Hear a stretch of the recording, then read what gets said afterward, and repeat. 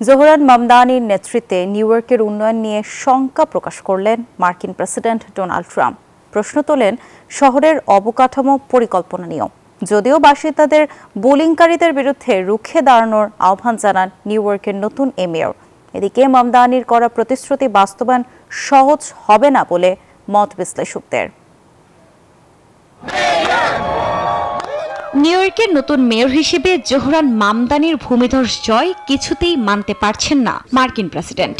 বিভিন্ন সময় তাকে নিয়ে নানা বিতর্কিত মন্তব্য করে আন্তর্জাতিক মহলের আলোচনার কেন্দ্রে রয়েছেন ডোনাল্ড ট্রাম্প। এরই মধ্যে মামদানির নেতৃত্বে নিউ ইয়র্কের উন্নয়ন নিয়ে শঙ্কা প্রকাশ করেন ট্রাম্প। প্রশ্ন তোলেন শহরের অবকাঠামো পরিকল্পনা নিয়েও।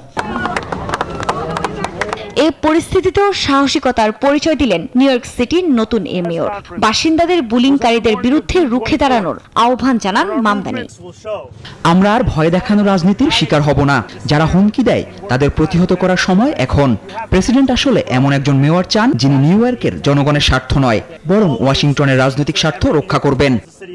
এদিকে মামদানির স্বপ্নের নিউ ইয়র্ক সিটি গড়ে তুলতে প্রয়োজন সময়, পরিকল্পনা এবং বাস্তববাদী নীতি। রাতারাতি কোনো পরিবর্তন সম্ভব নয় বলে মত রুজ কলেজের যোগাযোগ বিভাগের চেয়ারম্যান এরিক গ্যান্ডারের।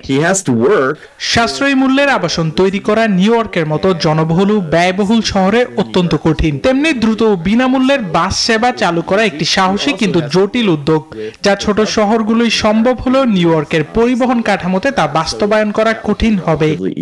নানা আলোচনা সমালোচনার মধ্যেও মামদানি তার প্রতিশ্রুতি রক্ষা করতে পারবে বলে আশাবাদী নিউ ইয়র্কের বাসিন্দারা। আফরিন মৌ, নিউজ 24।